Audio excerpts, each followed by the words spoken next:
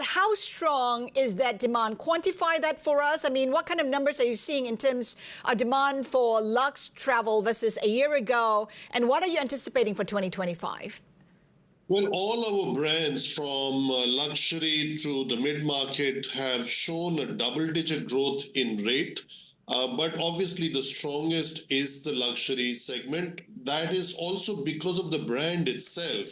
Taj is not just an iconic brand of India, it's an iconic brand for the world.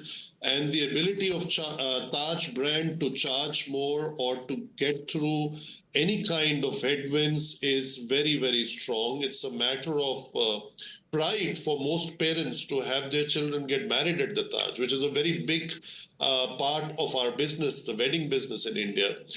We have these iconic palaces and all these assets in the key metros with great locations. So I think Taj is obviously leading, but others are not far behind. So at all levels, because of India's GDP growth, because of India's businesses growth, because of leisure demand growth, which is in double digit today, when I look at the last 6 months, and with foreign tourist arrivals still lagging behind the pre-COVID level, I think the best is yet to come, and the hotel sector is very well positioned. You talked about weddings. We're looking at 5 million potential weddings. What is that translating to in terms of revenue and profit for you? How important is this market? How much of it are you securing? When it comes to the Taj brand, amongst our entire brandscape, 25% of the Taj revenue is driven through the wedding segment. How you divide it between how much is food and beverage, how much is rooms, that's very different.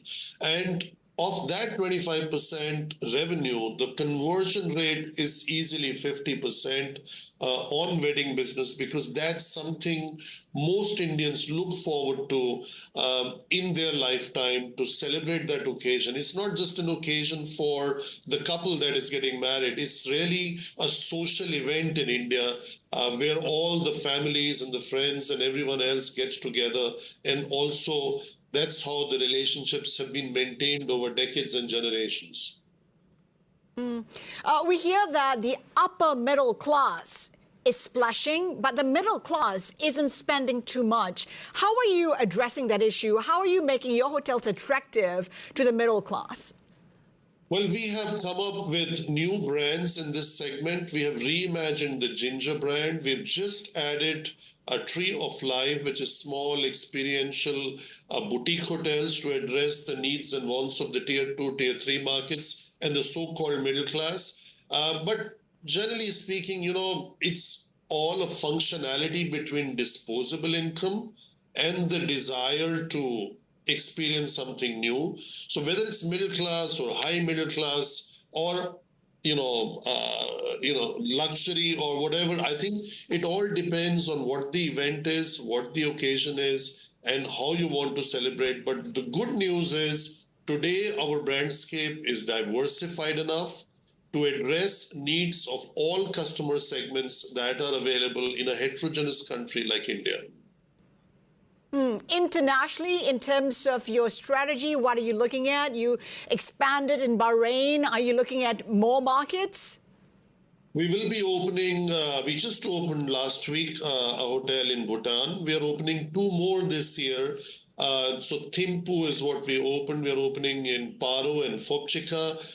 In the next 10 months or in 10 months from now, we'll be opening our first property in continental Europe in the city of Frankfurt, the very famous and iconic Hessische Hof, which will be joining us. It's currently undergoing renovations.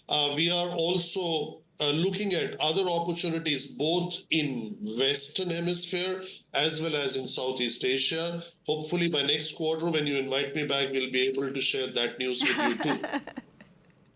We will definitely have you back. But I'm just wondering, which are the strongest markets? You talked about how you're expanding in Europe. Europe is undergoing a slowdown in terms of growth. You talked about Asia possibly, experiencing strong growth. I mean, how are you looking at the outlook for growth and how you're positioning in terms of those regions?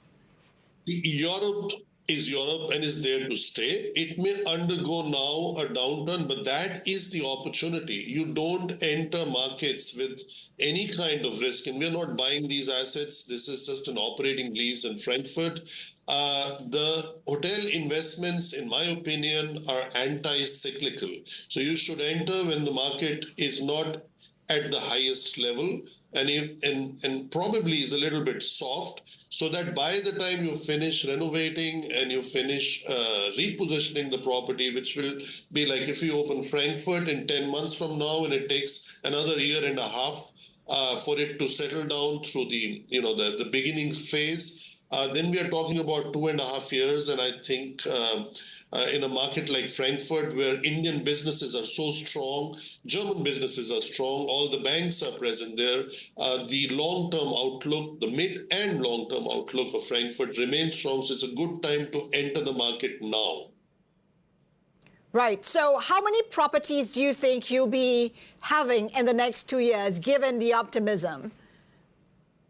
Well, I don't know if you want to know properties across our portfolio. Then we are having a pipeline of 120 hotels, and we plan to open this year 25, of which 14 we have opened, another 11 to go. Next year it will be 30 openings, and the year after that will be 35. Of this, our focus remains on the Indian subcontinent. Internationally, we will grow very selectively with Taj brand in key gateway locations and markets. And so that means our international footprint outside of Indian subcontinent would be limited to a couple of hotels each year. And we are very pleased with that, because we feel very strongly that our strategic fit is only with the luxury positioning on the international front and not with all our other brands.